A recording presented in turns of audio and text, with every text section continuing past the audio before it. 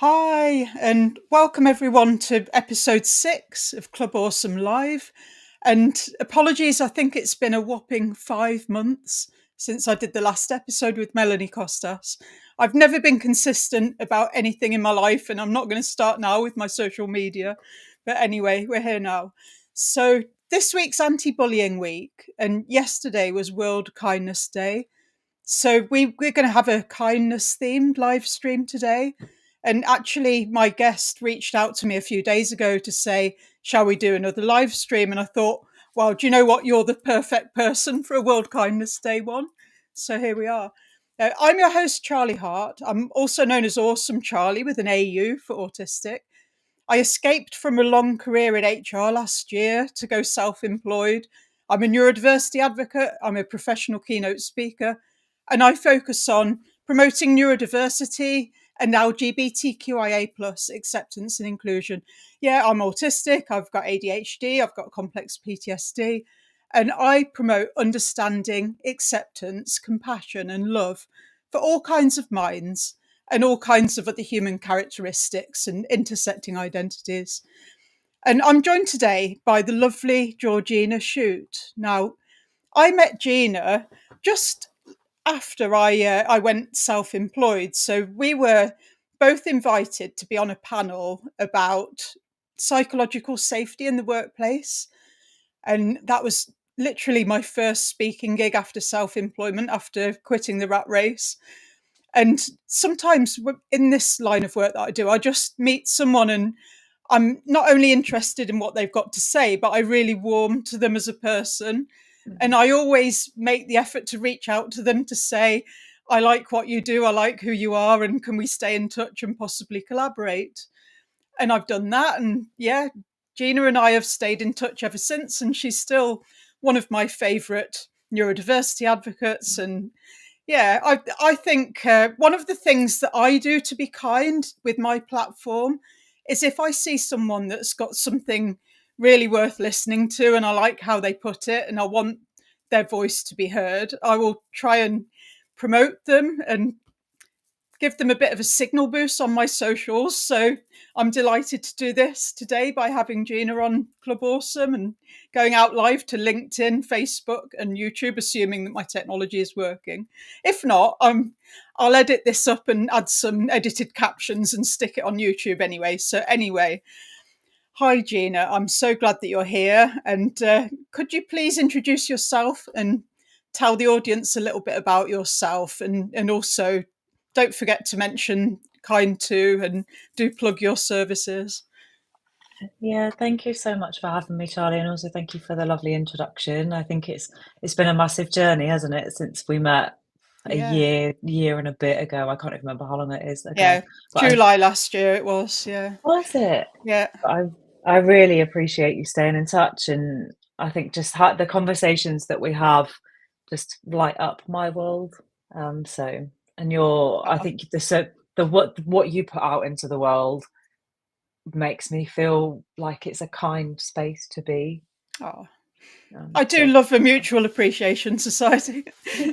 me too, me too. And I think it's not always been like that for people. And for me, growing up, I often felt out of place. I really struggled to make friends, and I've always felt like I'm different. And before I realized I had ADHD, especially as a child, it was I think it was challenging to not understand myself and to try and constantly fit in to a space where I wasn't sure how to behave or how to work. Um, and when I was diagnosed with ADHD in my late 20s, I was finally able to feel comfortable in my own skin, and it's fueled my mission to empower others who feel different. And Fabulous.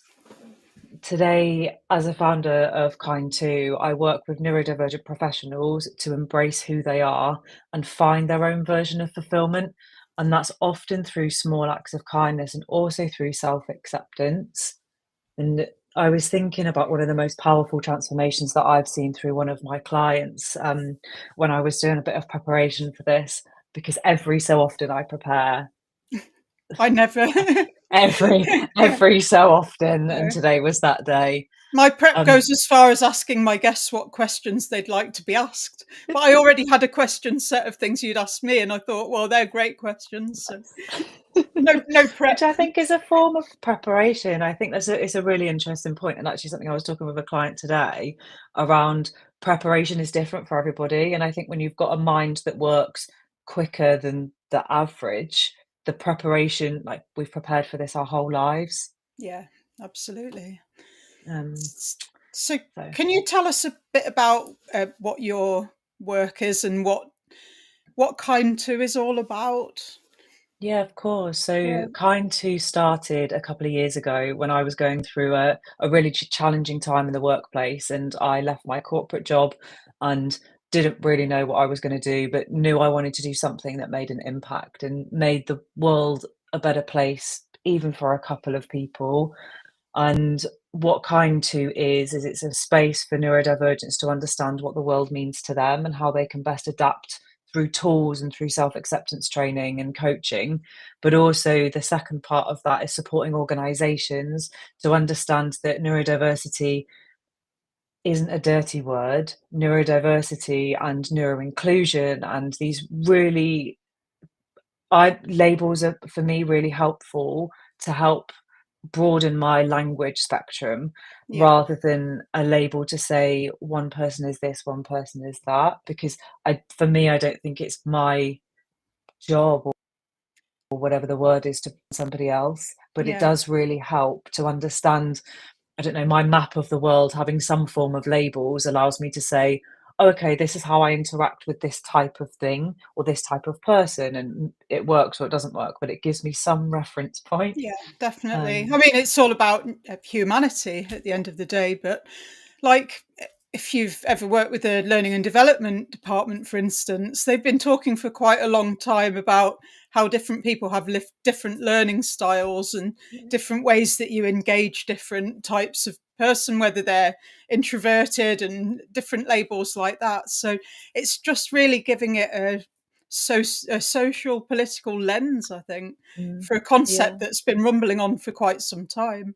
Yeah, absolutely. And I think also bringing these conversations to the forefront of people's minds, I think is really powerful. I think one of the most powerful transformations I've seen from a client that I've worked with is somebody that worked in a very high pressured corporate role but really struggled silently with burnout and feeling very different to that mask Yeah, that people wear in corporate roles. A lot of our sessions were around finding that self-acceptance and finding practical tools that worked for them rather than the generic advice of, maybe you should just write a list.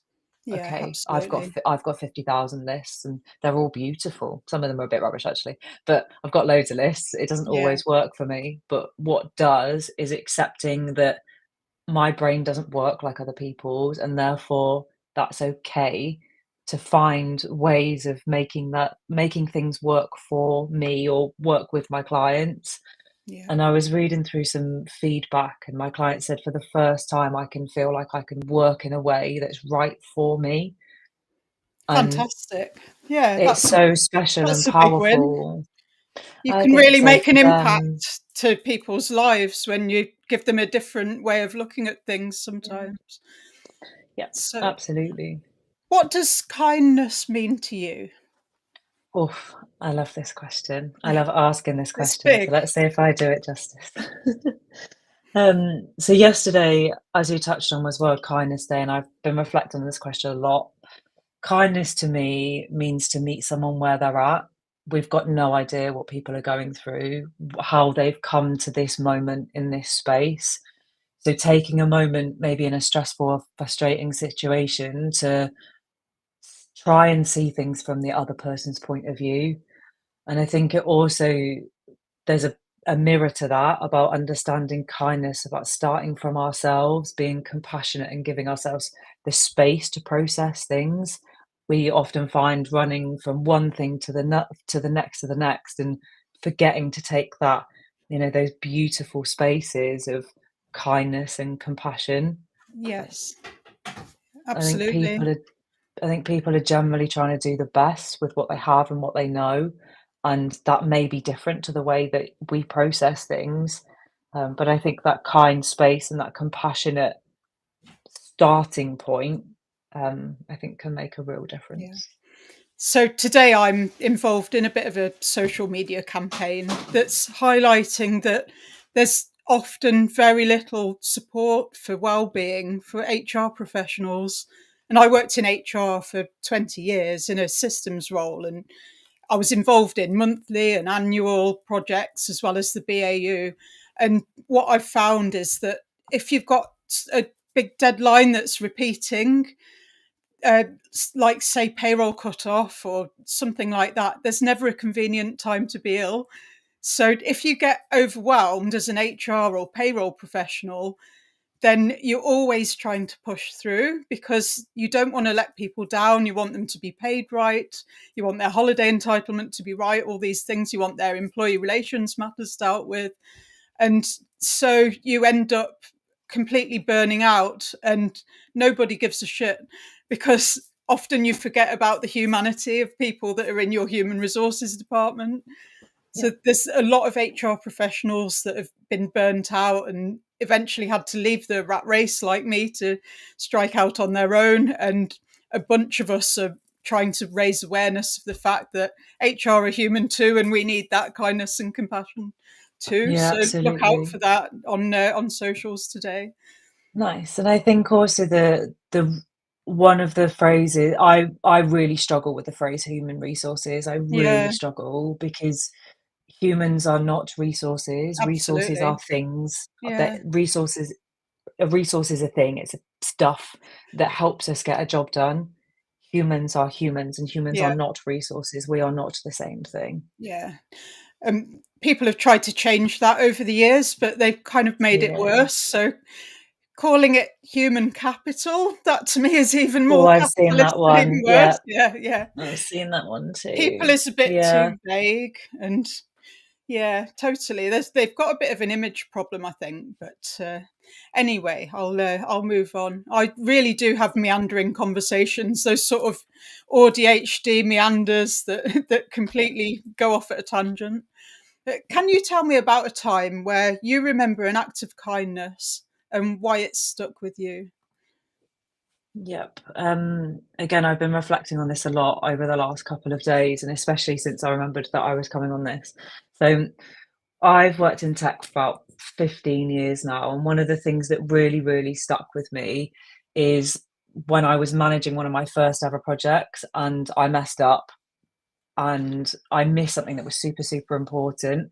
It sent the project off track, potentially costing the company thousands, like hundreds of thousands of pounds. Going back to that kind of, I want to do the absolute best I can for the Yeah, company I work with or the people that I work with. And there's so much like shame and blame going on internally.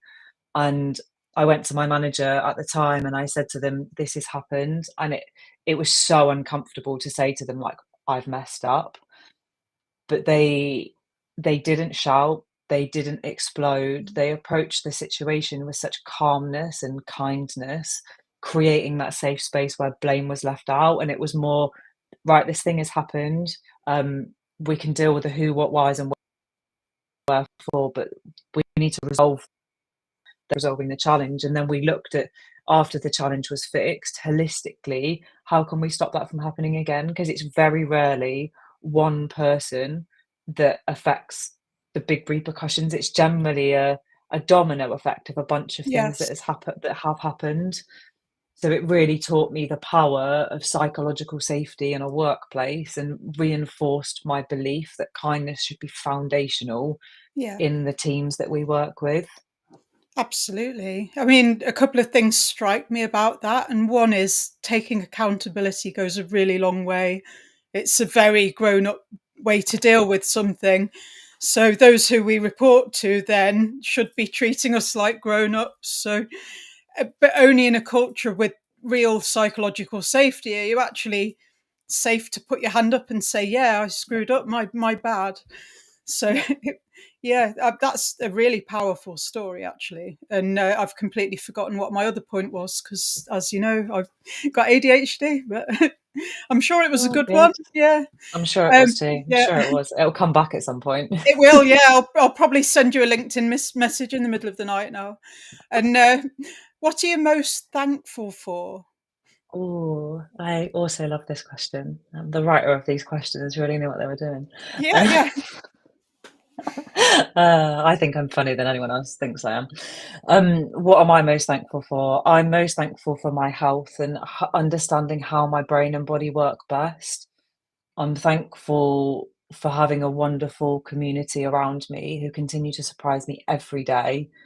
And from a person point of view, the person I am most thankful for is my mum. My mum has been foundational in any part of my life. She has shown me kindness in a way that is so non-judgmental that it makes me feel a bit tearful actually yeah. thinking about it. But yeah, Do you know what? That's so important. So many people don't have that, and yeah, parents have got one job really, and it's radical acceptance of your child. yeah, You can't do the unconditional love without the radical acceptance. So if they've got yeah. some aspect that the parent doesn't understand and can't relate to, say they're non-binary, for example, and the parent just doesn't understand, you can still practice acceptance and love without the understanding. So I was involved in a Pride March, as you know, in London earlier in the year with Aim for the Rainbow, which is an organisation that supports autistic families. And we did it under the banner of Aim for the Rainbow, which is the queer volunteer team I'm in. So our whole thing is promoting love and acceptance of young people, particularly who are under the double rainbow of autistic and LGBT. And there you meet so many people there who've been ostracized and rejected by their families. So Emma Dalmain, the CEO, had a banner saying "Free Mum Hugs," and David Gray Hammond, the patron, had one that said "Free Dad Hugs."